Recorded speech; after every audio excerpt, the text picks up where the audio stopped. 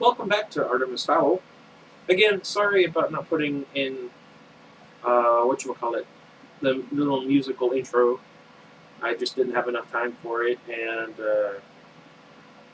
now I'm too tired to do anything, so I'm going to be sitting. I'm recording a couple of episodes ahead of time. Anyway, we are in Chapter 4, Abduction, page 63. Artemis's main problem was one of location. How to locate a leprechaun. This was once like bunch of fairies, hanging around for heaven knows how many millennia, and still not one photo, not one frame of video, not even a Loch Ness type of hoax. They weren't exactly a sociable group, and they were smart too. No one had ever gotten his hands on fairy gold, but no one had ever had access to the book either. And puzzles were so simple when you had the key. Artemis had summoned the butlers to his study and spoke to them now from behind a mini lectern. It's not a word I recognize. Well, I mean, I've seen it before in this book, but I don't know what it means. There are certain rules every fairy must complete to renew his magic, explained Artemis. Butler and Juliet nodded as though this were a normal briefing. Artemis flicked through his hard copy of the book and selected a passage. From the earth thine power flows, given through courtesy, so thanks are owed. Pluck thou the magic seed, where full moon, ancient oak, and twisted water meet, and bury it far from where it was found, so return your gift into the ground. Artemis closed the text. Do you see? Butler and Juliet kept nodding, while still looking thoroughly mystified. Artemis sighed. The leprechaun is bound by certain rituals, very specific rituals, I might add. We can use them to track one down. Juliet raised a hand, even though she herself was 4 years Artemis' senior. Yes. Well, the thing is, Artemis, she said hesitantly, twisting a strand of blonde hair in a way that several of the local louds considered extremely attractive. The bit about leprechauns. Artemis frowned. It was a bad sign. Your point, Juliet? Well, leprechauns, you know they're not real, don't you? Butler winced. It was his fault, really. He'd never got around to filling in his sister on the mission parameters. Artemis scowled reprovingly at him. Butler hasn't already talked to you about this? No. Was he supposed to? Yes, he certainly was. Perhaps he thought you'd laugh at him. Butler squirmed. That's exactly what he'd thought. Juliet was the only person alive who laughed at him with embarrassing regularity. Most other people did it once. Just once. Just once. Anyway. Artemis cleared his throat. Let us proceed under the assumption that the fairy folk do exist and that I am not a gibbering moron. Butler nodded weakly. Juliet was unconvinced. Very well. Now, as I was saying, the people have to fulfill a specific ritual to renew their powers. According to my interpretation, they must pick a seed from an ancient oak tree by the bend in a river, and they must do this during the full moon. The light began to dawn in Butler's eyes. So all we have to do is run across a reference through the weather satellites, which I already have. Believe it or not, there aren't that many ancient oaks left, if you take ancient to mean 100 years plus. When you factor in the river bend and full moon, there are precisely 129 sites to be surveyed in this country. Butler grinned. Stakeout. Now the master was talking his language. There are preparations to be made for our guest's arrival, said Artemis, handing a typewritten sheet of A4 to Juliet. I don't know. These alterations must be made to the cellar. See to it, Juliet. To the letter. Yes, Artie. Artemis frowned, but only slightly. For reasons that he couldn't quite fathom, he didn't mind terribly when Juliet called him by the pet name his mother had for him. Butler scratched his chin thoughtfully. Artemis noticed the gesture. Question. Well, Artemis, the spread in Ho Chi Minh City. Artemis nodded. I know. Why didn't we simply abduct her? Yes, sir. According to Chilun's Almanac of the People, a 7th century manuscript recovered from the lost city of Shashamau, I don't know. Safari has taken spirits with the mud people, that's us by the way, They are forever dead to their brothers and sisters, so there was no guarantee that that particular fairy was worth even an ounce of gold. No, my old friend, we need fresh blood. All clear? Butler nodded. Good. Now there are several items you will need to procure for our moonlight jaunts. Butler scanned the sheet. Basic field equipment, a few eyebrow razors, nothing too puzzling until sunglasses at night.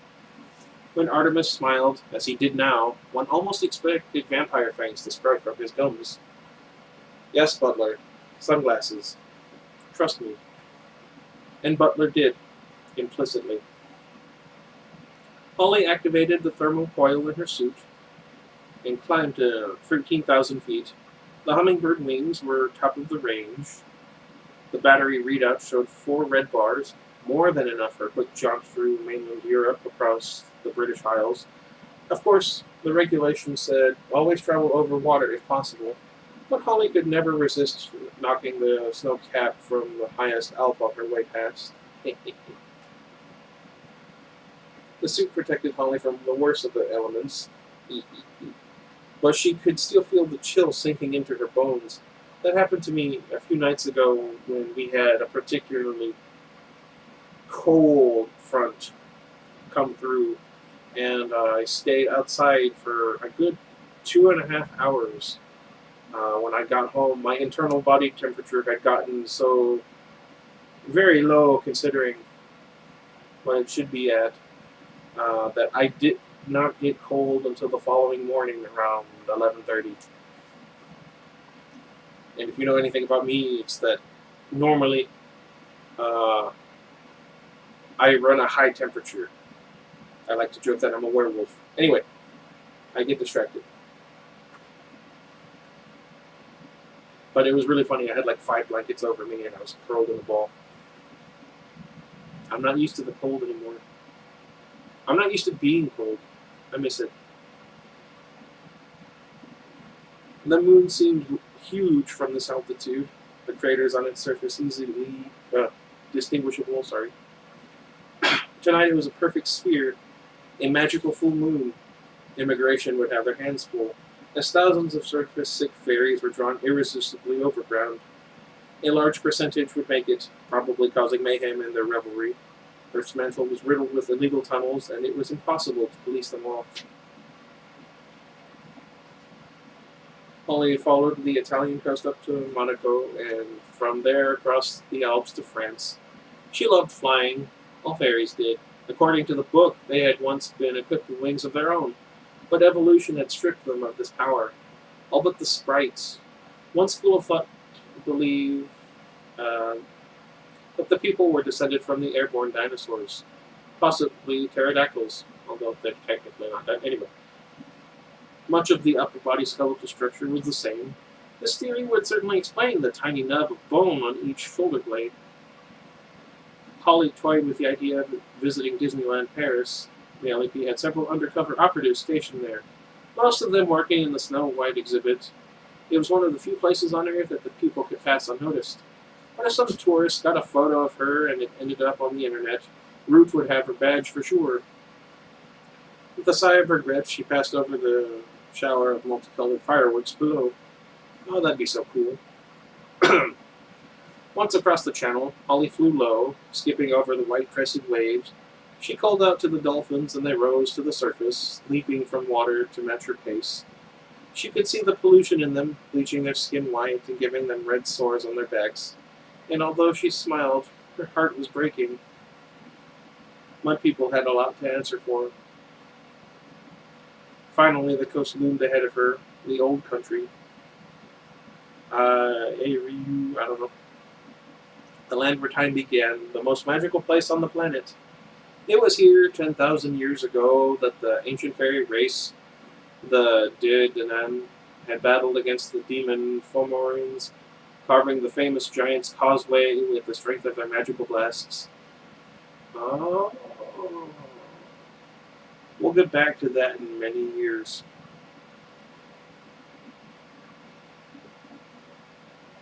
It was here that the Leophile, stood the rock at the center of the universe, where the fairy kings and later the human Ardri were crowned. And it was also here, unfortunately, that the Mud People were most in tune with magic, which resulted in a far higher people sighting rate than you got anywhere else on the planet. Thankfully, the rest of the world assumed the Irish were crazy, a theory that the Irish themselves did nothing to debunk. They had somehow got it in their heads that each fairy lugged around a pot of gold with him wherever he went. While it was true that the LEP had a ransom fund, because of its officers' high-risk occupation, no human had ever taken a chunk of it yet, this didn't stop the Irish population in general from sulking around rainbows, hoping to win the supernatural lottery. But in spite of all that, if there was one race the people felt an affinity for, it was the Irish. Perhaps it was their eccentricity, perhaps it was their dedication to the Craig, as they called it, I don't know. And if the people were actually related to humans, as another theory had it, odds are that the Emerald Isle was where it started. Polly punched a map on her wrist locator and set it to sweep for magical hotspots. The best site would obviously be Tara here, But on a night like tonight, every traditionalist fairy with an overground pass, would be dancing around the holy scene, so best to give it a miss. There was a secondary site not far from here, just off the southeast coast. Easy access from the air, but remote and desolate for landbound humans. Polly reined in the throttle and descended into 90 yards.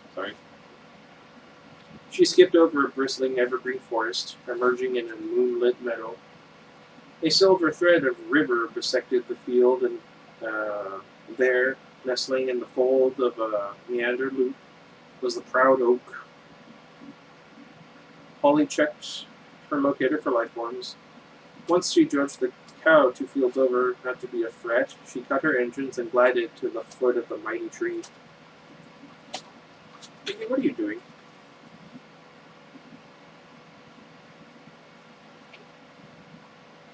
"4 months of stakeout. Even Butler, a consummate professional, was beginning to dread the long nights of dampness and insect bites. Thankfully, the moon was not full. There we go. Every night.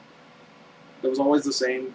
They would crouch in their foil-lined blind in complete silence, Butler repeatedly checking his equipment, while Artemis stared unblinking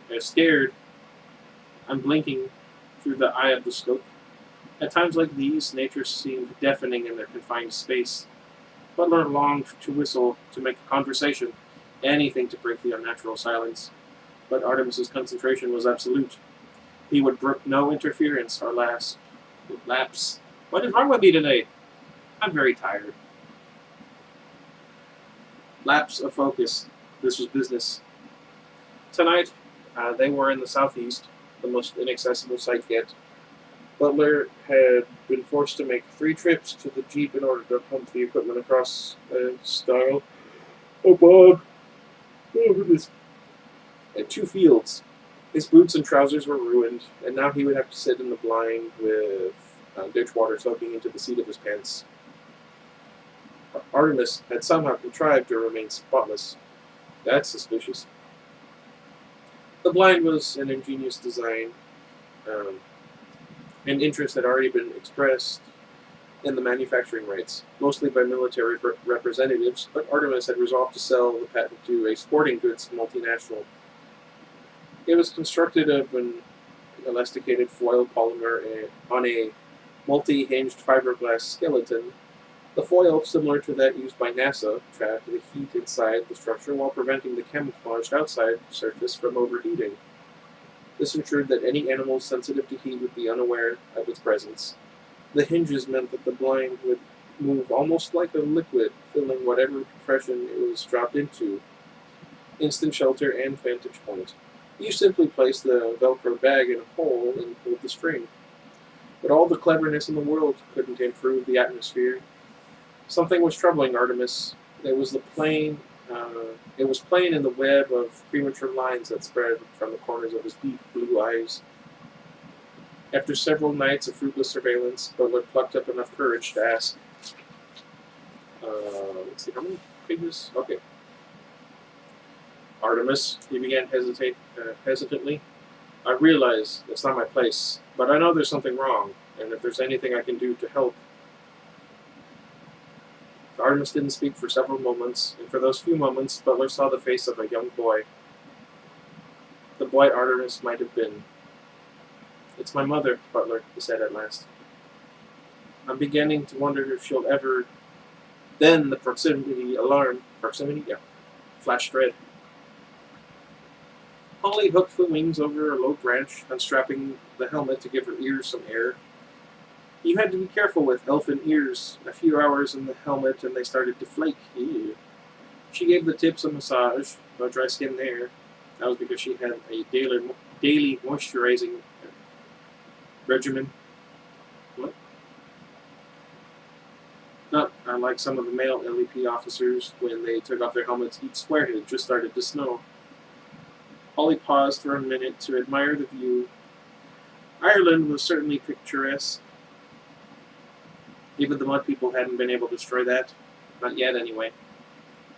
Give them another century or two. The river was folding gently before her like a silver snake, hissing as the water tumbled across a stony bed. The oak tree crackled overhead, its branches rasping together in the bracing breeze. Choking. Now to work. She could do the tourist thing all night, once her business was complete. A seed. She needed a seed. Holly bent to the ground, brushing the dried leaves and twigs from the clay surface. Her fingers closed around a smooth acorn. That wasn't hard now, was it? She thought. All that remained for her to do was plant it somewhere else, and her powers would come rushing back.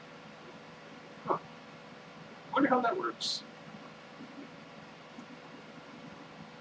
Butler checked the Porter radar, muting the volume in case the equipment betrayed their position. The red arm swept the screen with agonizing lethargy, and then flash. An upright figure by the tree. Too small for an adult, the wrong proportions for a child. He gave Artemis the thumbs up. A possible match. Artemis nodded, strapping the mirrored sunglasses across his brow. Butler followed his lead, popping the cap on his weapon's starlight scope. This was no ordinary dart rifle. It had been specially tooled for a Kenyan ivory hunter.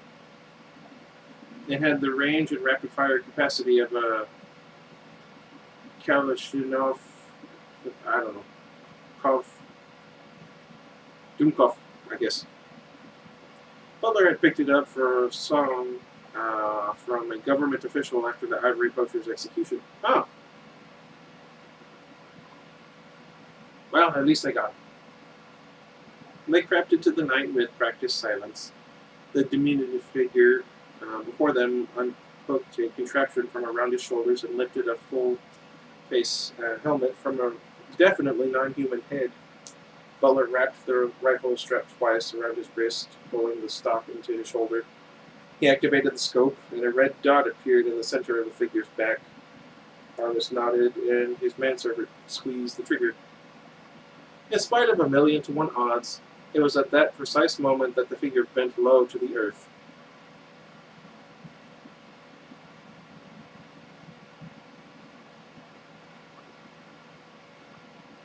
It's kind of awkward. I can't say anything, though. I'm a horrible shot. You know, it'd be fun if I could.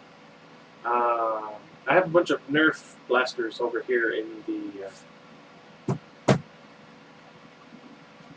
container. Do something with them. Anyway, something whizzed over Holly's head, something that glinted in the starlight. Holly had enough on-the-job experience to realize that she was under fire, and immediately curled her elfin frame into a ball, minimizing the target. She drew her pistol, rolling forward toward the shelter of the tree trunk. Her brain scrambled for possibilities. Who could be shooting at her, and why? Something was waiting beside the tree, something roughly the size of a mountain, but considerably more mobile. Oh dear. Nice pea shooter, grinned the figure, smothering Holly's gun hand in a turnip-sized fist. It's a big turnip. Holly managed to extricate her fingers. I don't know if I said that right. A nanosecond before they snapped like brittle spaghetti. I don't suppose he would consider a peaceful surrender, said a cold voice behind her. And Holly turned, elbows raised for combat. Uh-oh. No, said the boy melodramatically. I suppose not. Holly put on her best brave face. Brave? Yeah. I like that movie. Stay back, human. You don't know what you're dealing with. The boy laughed. I believe, Fairy, that you are the one unfamiliar with the facts. Fairy? He knew she was a fairy. I have magic, Mudworm, enough to turn you and your gorilla into pig droppings. The boy took a step closer. Brave words, miss, but lies nonetheless. If, as you say, had magic, you would have no doubt used it by now. No, I suspect that you have gone too long without the ritual and are here to replenish your powers. Holly was dumbfounded.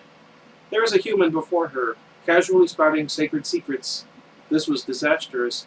I wonder if they ever found the sprite that he got the book from and punished her for it.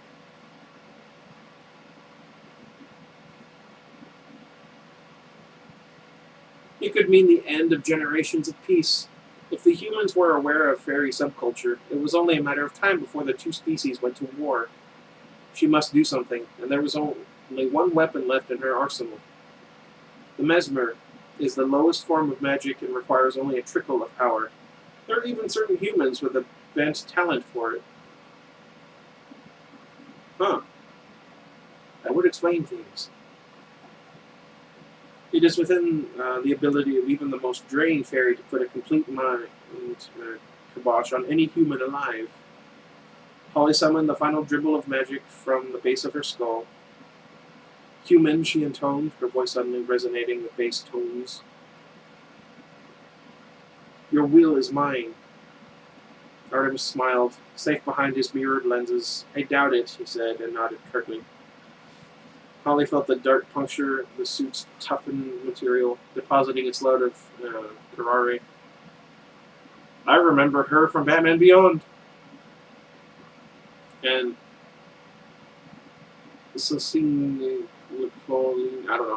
chloride-based tranquilizer entered her shoulder. The world instantly dissolved into a series of technicolored bubbles. And try as she might, Holly couldn't seem to hold on to more than one thought. And the thought was, how did they know? It spiraled around her head as she sank into unconsciousness. How did they know? How did they know? How did they know? How did they know? Artemis saw the pain in the creature's eyes as the hollow, hypodermic needle plunged into her body. Again, freezing. And for a moment he experienced misgivings. A female. He hadn't expected that. A female, Juliet, or her mother. Then the moment passed and he was himself again. Good shooting, he said, bending to study their prisoner. Definitely a girl. Pretty too, in a pointy sort of way. What? Sir? Butler was pointing to the creature's helmet. It was half buried in the drift of leaves where the fairy had dropped it. A buzzing noise was coming from the crown. Artemis picked up the contraption by the straps, searching for the source. Ah, here we are. He plucked the viewcam from its slot, careful to point the lens away from him. Fairy technology. Most impressive, he muttered, popping the battery from its groove. The camera whined and died. Nuclear power source, if I'm not mistaken. We must be careful not to underestimate our opponents. Butler nodded, sliding their captive into an oversized duffel bag. Something else to be lugged across 2 fields, a bog and a stile. Okay. Well, that wasn't so bad. Not nearly as bad as the last one. Okay, so let's see. I am going to go see the Lego Batman movie. Hopefully it'll be good. Hopefully I'll enjoy it. I'll let you know what I think of the movie. Until next time, goodbye, everybody. What is wrong with me all of a sudden? If I die of a heart attack or something, please don't make fun of me.